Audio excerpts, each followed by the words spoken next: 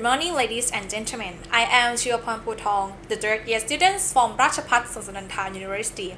Today, I would like to talk about my new article, which is the best strategy to raise bilingual children.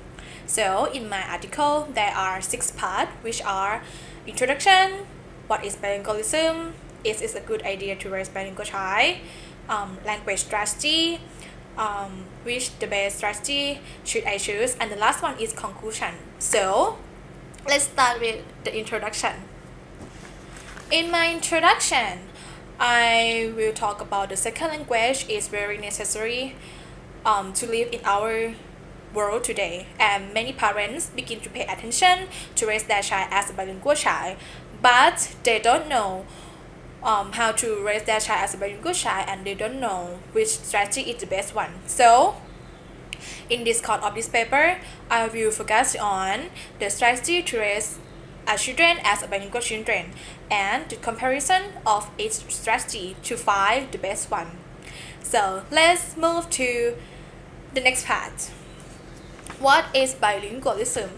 In this part, I will talk about the definition that bilingualism is our ability to use 2 languages to communicate with other people, and I will talk about the type of bilingualism, which include 6 types. The first is simultaneous bilingual. It's referred to children who start learning 2 languages at the same time from birth. And the second is sequential bilinguals, also known as successive early bilingualism. It refers to children who start learning 1 language before they learn another one. Next is late bilingualism. It's referred to the children who learn the second language after age of 6 or 7. Next is adaptive bilingualism. This strategy is about the situation where the person has acquired the 2 languages in a balanced manner. Next is subtractive bilingualism. It's about someone has learned a second language but not without after effect for the first language. That means while proficiency of the second language will increase, the proficiency of the first language will decrease like this. And the last one is passive bilingualism. It's about the situation where bilingual children understand more than 1 language, but they use only one of them, like this. So let's move to the next part. Is it a good idea to raise bilingual child? When the reader asks me, like, is it a good idea to raise bilingual child?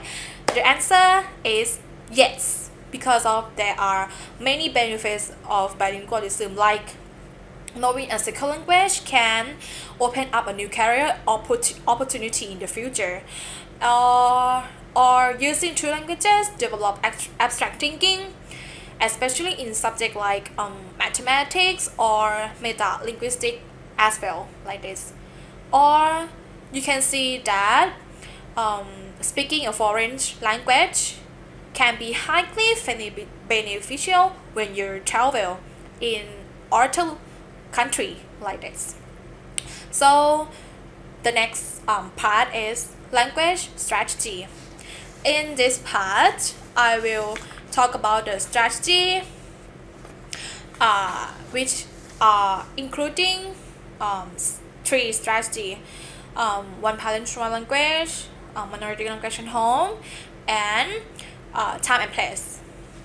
Let's start with the first strategy, which is 1 parent, 1 language, also known as OPOL. This is the most widely used among the bilingual family.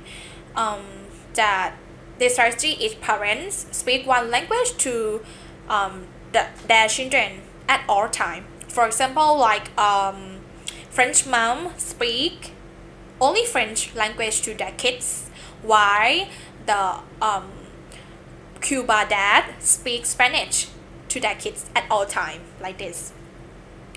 The second strategy is minority language at home.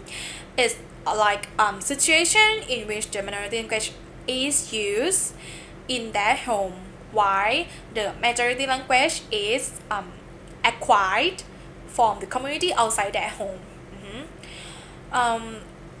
Another one is time and place strategy. This strategy is about parents decide to speak each language to their children according to fixed of time and place.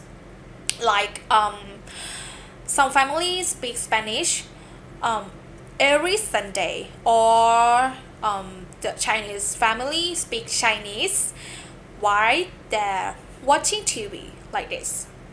So let's move to the next topic, which is the best bilingual strategy should I choose.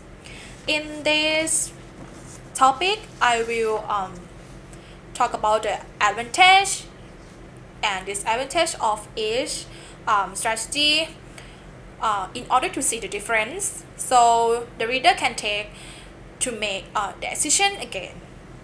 The first strategy is one parent, one language. In this strategy, the parents can ensure that their child will learn the majority language and minority language effectively, and also each parent is able to speak their mother tongue to their child. Yes. On the other hand, this strategy is not always suitable for every family. Like children will feel the second language, which is important, it's not necessary as the first language, which more important. So